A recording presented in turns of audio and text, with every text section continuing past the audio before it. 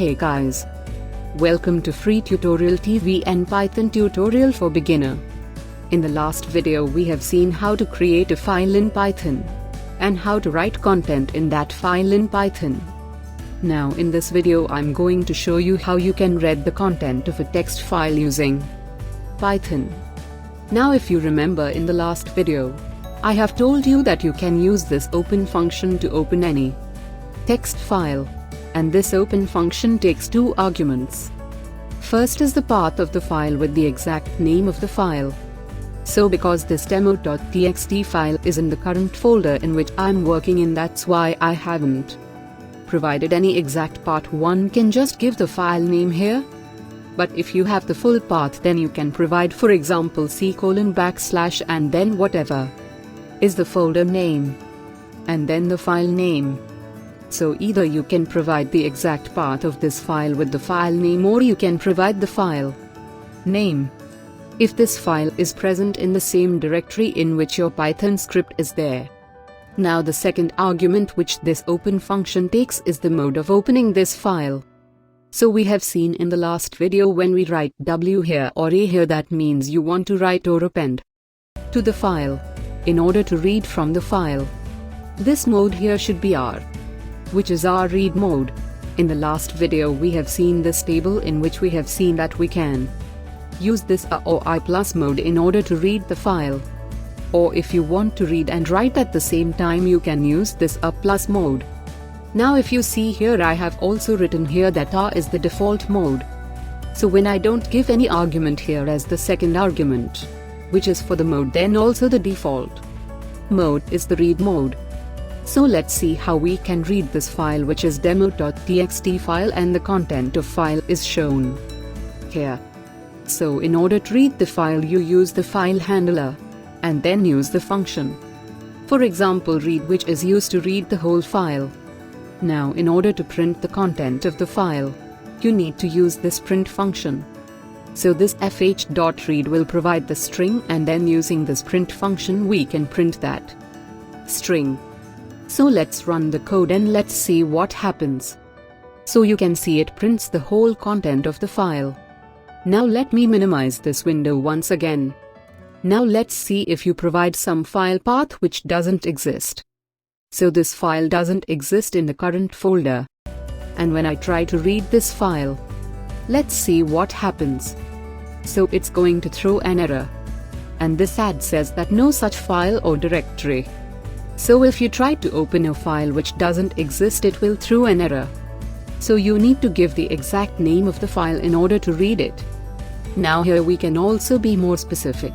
And we can also say that this is read the mode in which I want to open this file. And once again when I run the code, it's going to read the content of this file. Now let's say I just want to read the full list of first line here. So let's say I want to just read the first 4 characters of this line 1. Then I can just write 4 here, which will read the first 4 characters of the line 1. Now if we just want to read the first 2 words of this line 1, then you can see the number of characters here, 4 for this. And then there is a space of 5 characters. And then I ask is to correct to more, so 5 plus 2, 7. So when we write 7 here, then it's going to read first 2 words of this line 1. Now let's say I want to read the whole line. So instead of some words or some characters, I want to read the whole line, then I can use a function called readLine. And this readLine function is going to read the first line of the text which is present in my file. So I'm going to just run the code, and you can see it reads the first line of my text file.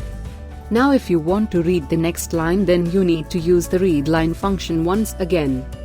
And when I run the code once again, it's going to print that second line. And so on. So if you want to print the 3 lines, then you use this function 3 times. Now let's say you want to read some characters of the line 1, then you know once again write the number of characters that you want to read and then run the code, and it will print the first character of the first line. And you will observe that when I use this readLine function once again, the strings start from the ending of the first line. So in the first line we have just used the first 4 characters of the first line. Now pointer will be set to the end of this first 4 characters. So when you use the readLine function once again, it's going to start there. The first line has ended. So first line has ended at the end of the 4th character, and then it's going to read the space and then all the line characters which are there. So in the second readLine statement, it has printed this kind of text which is after the first 4 characters. And the third readLine, because we haven't provided any argument here, so it has printed the whole line. So let me minimize this. Now let's say you want to read all the lines of this file in the form of the list. So you want to read the 10 lines of this file in the form of list. You can use a function called the .readlines. So here you just need to use .readlines.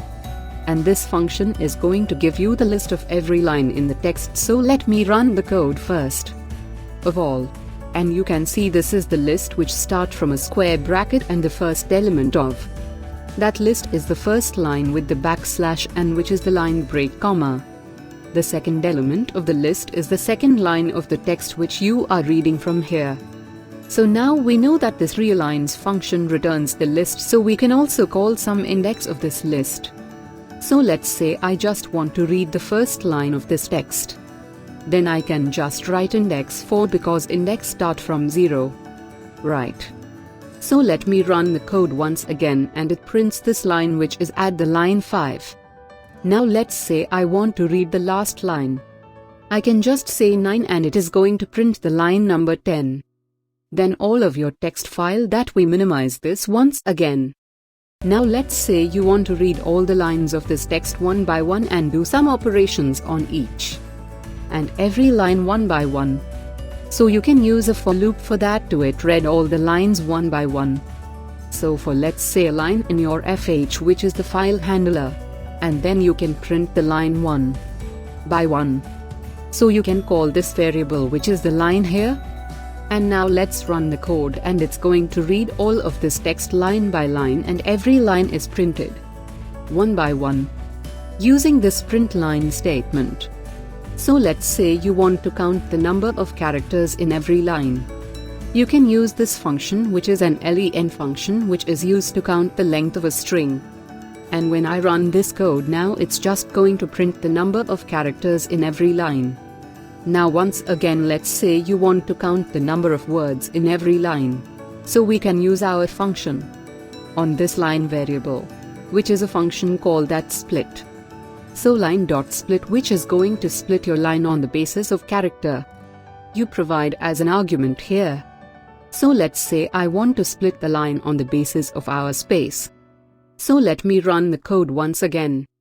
And now you will see that it's going to give me the list of each and every word of every line. So this is the first element of the first list, and then the second element, third element and fourth element and the fifth element. So if you want to count the number of words in every line, then once again we can enclose this code into a function called the len and OK. So this len is going to give you the length of this list. And when I run the code once again, it's going to print the number of words in every line of this text file. So if you want to count the number of words in every line, you can split the words using the space, and then using this end function, you can just find the length of the list which is returned by the split function. Or if you want to just see the list of words in every line, then you can just use this function without the len function.